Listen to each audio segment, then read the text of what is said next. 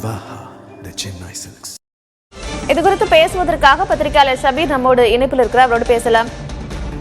ஷபீர், வணக்கம். வணக்கம்.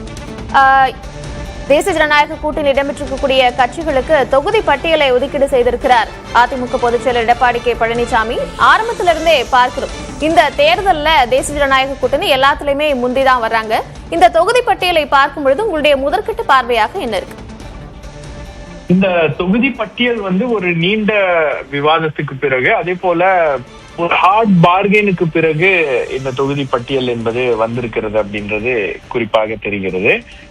காரணம் என்ன அப்படின்னு பாத்தீங்கன்னா, கடந்த முறை அதிமுகவோட மற்ற கூட்டணி கட்சிகள் ஒவ்வொரு கூட்டணி கட்சியாக பேசிக் கொண்டிருந்தார்கள். இந்த முறை பாஜக அவங்களுக்கு மட்டும் இல்லாம இந்த தமாக மற்ற கூட்டணி கட்சிகளுக்கும் சேர்த்து அவர்கள் பேசியிருக்கிறார்கள். அமமுக அதே போல சிறிய கட்சிகளுக்கும் சேர்த்துதான் சில தொகுதிகளை, சில இடங்களை அவர்கள் பெற்றிருக்கிறார்கள்.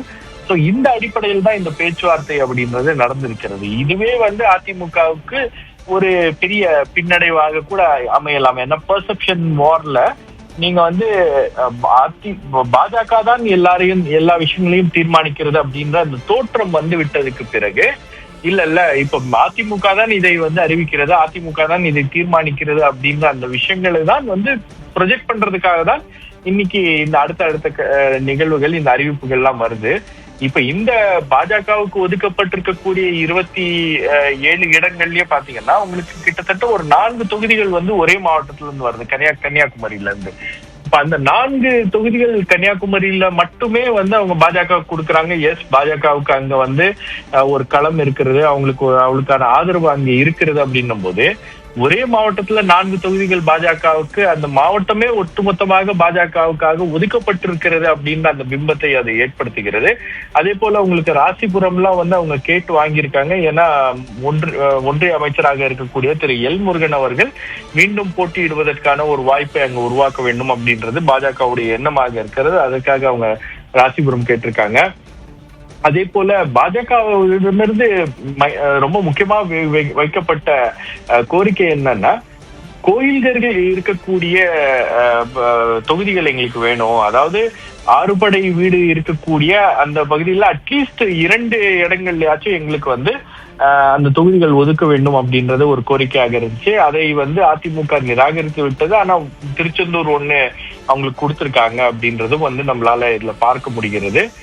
அதே போல உங்களுக்கு சில இடங்கள் ஸ்பெசிபிக்கா பிஜேபி தரப்புல இருந்து கேட்கப்பட்ட இடங்கள்லாம் இதுல கொடுத்திருக்கிறதும் பார்க்க முடிகிறது. அதே போல உங்களுக்கு அமமுக தரப்புல இருந்தும் சில ஸ்பெசிபிக் தொகுதிகளை கேட்டிருக்காங்க. அதுவும் அதிமுக தரப்புல இருந்து ஒதுக்கப்பட்டிருக்கிறது அப்படின்றது இதுல இந்த லிஸ்ட பார்க்கும்போது நமக்கு தெரியுது.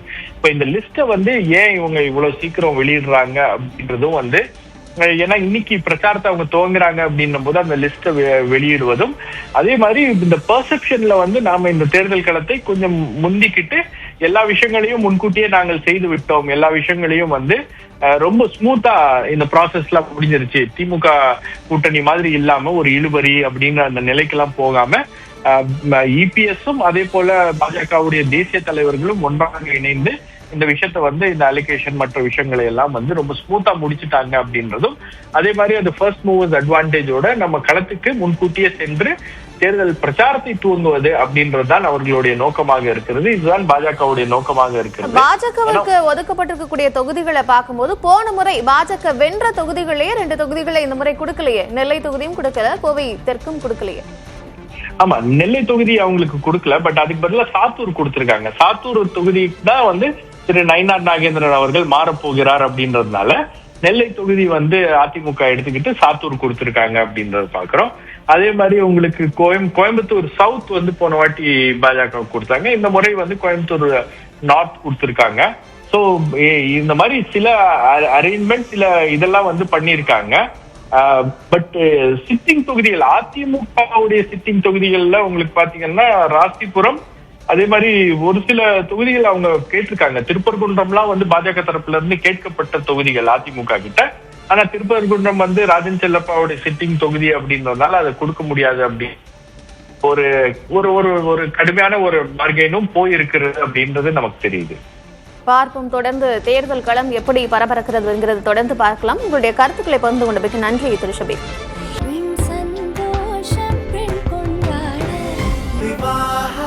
மணப்பெண்ணின் பிரத்யேகமான திருமணம் விவாஹா தி சென்னை சில்க்ஸ்.